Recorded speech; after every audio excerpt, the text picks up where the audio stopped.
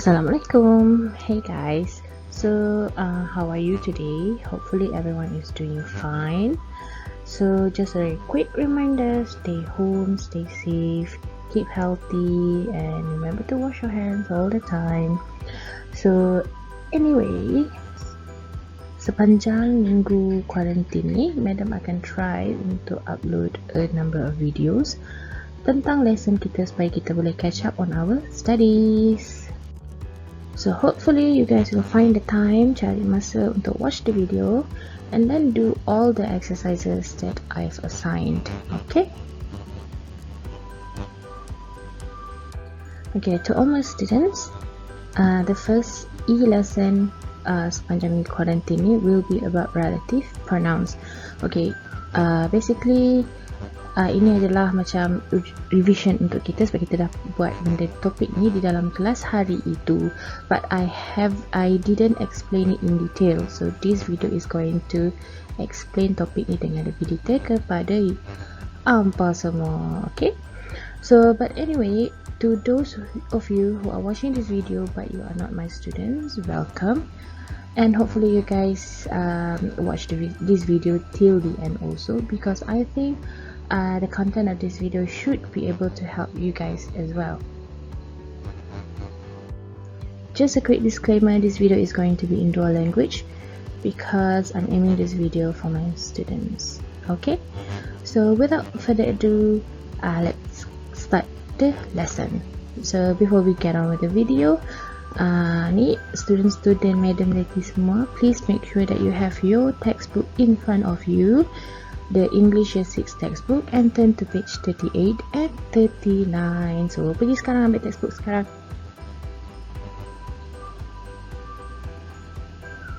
Okay, so are you guys ready? So let's start the lesson. So what is relative pronouns? Okay, untuk topik darjah 6 ni, dia akan tekankan hanya kepada 3 relative pronouns dalam English ni. We are only going to stress on only 3 of the English relative pronouns, which are who, which, and the third one is whom. Okay, so pay attention to all these 3. Okay, before we look into each one of these relative pronouns, let's look at the definition first. Jom kita tengok apa maksud relative pronouns ni sebenarnya. So, the definition. A relative pronoun is one which is used to refer to nouns mentioned previously, whether they are people, places, things, animals, or ideas. Relative pronouns can be used to join 2 sentences. So basically relative pronouns ni adalah a word ataupun perkataan yang digunakan untuk merujuk kepada nouns. Hopefully you guys remember what nouns are, yang telah disebut pada permulaan ayat. So bila nak rujuk balik kepada noun yang sama tersebut, dia akan guna relative pronouns. And relative pronouns juga digunakan untuk menggabungkan 2 ayat. Nanti kita akan tengok macam mana digabungkan 2 sentences ni. Okay, so let's look at the first one, which is who.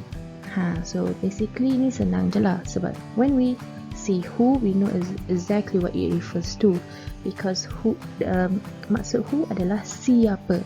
So just like in bahasa Melayu, siapa will always refer to as people, human beings. Okay, manusia. Okay, let's look at the next one, which. Which ni basically in general boleh dikatakan adalah opposite kepada who. Why? Because which kita gunakan untuk nouns which are not humans. It can be places like school, hospital, playground, house, bakery, restaurant, and many more. It could be things like your car, pencil case, books, what else? Your water bottle, it could be that.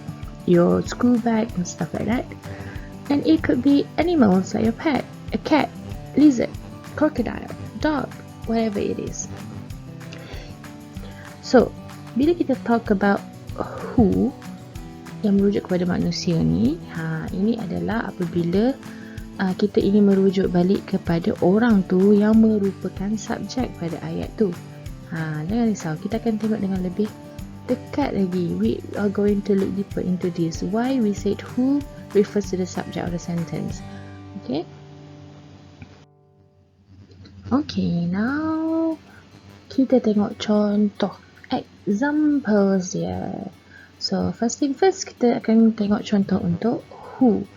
Okay, before we go any further, please tengok dekat textbook pada muka surat page 38. There should be a example like this.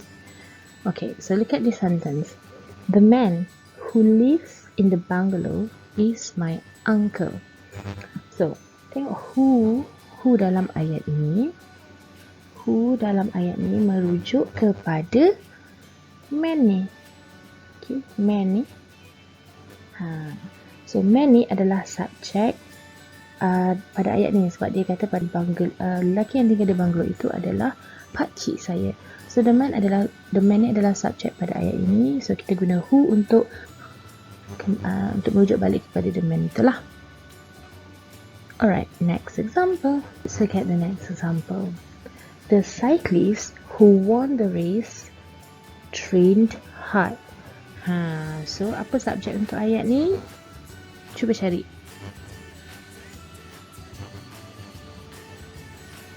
Okay, kalau hampa kata the cyclist, then yep, you got it right. So, subjek untuk ayat ini adalah the cyclist. Ni adalah orang yang subjek untuk ayat ni lah. So, who di sini merujuk kepada subjek ayat ni, iaitu the cyclist ataupun penunggang basikal itu. Okay, now let's look at the third example. The girl who is sitting on the chair is my friend Lena. Okay, so apa subjek untuk ayat ni? Cuba cari sekejap. 2 seconds. Yep, kalau korang kata subjek ayat ini adalah the girl, then you get it right again. So, who dalam ayat ni adalah digunakan untuk merujuk kembali kepada the girl. Okay, get it so far? So let's look at the next example. So the next relative pronouns is which. Look at the first example for this relative pronoun. This example can be found in your textbook on page 38. So tengok kat page 38 akan ada ayat ni. Sorry. So the car which my brother was driving last night was my father's. So dia kata kereta yang abang saya pandu pada malam tadi adalah kepunyaan ayah saya. So dekat sini dia nak cerita balik pasal kereta tu. So which dalam ayat ni adalah merujuk kepada the car. The car adalah nouns yang bukan manusia. So sebab tu kita guna which. Okay, next sample sentence. Spaghetti, which we eat at least twice a week, is one of my family's favourite meal. So dia kata spaghetti yang kami makan sekurang-kurangnya 2 kali seminggu adalah makanan kegemaran keluarga saya. So dekat sini dia cerita pasal spaghetti and dia nak rujuk balik kepada spaghetti tu. So which di sini digunakan untuk merujuk kepada spaghetti tadi. Obviously spaghetti bukan manusia kan. Spaghetti itu adalah food, makanan. So that's why dia guna which instead of who. Alright, next sentence. His horse, which is a female, won the race. So kuda dia yang merupakan seekor kuda betina telah memenangi pertandingan tersebut. So dekat sini dia merujuk kepada kuda. So kuda ni bukan manusia. Kuda is not a person. So that's why we use which instead of who. Okay, faham tak so far? Alright, next.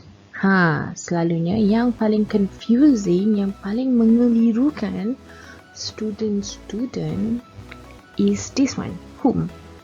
Okay, so let's take a closer look. Kita tengok in detail lah tentang whom ni. So in general, whom ni juga adalah untuk manusia. So apa beza whom dengan who? Ni kita tengok. So untuk manusia, whom is also used to refer to people. But what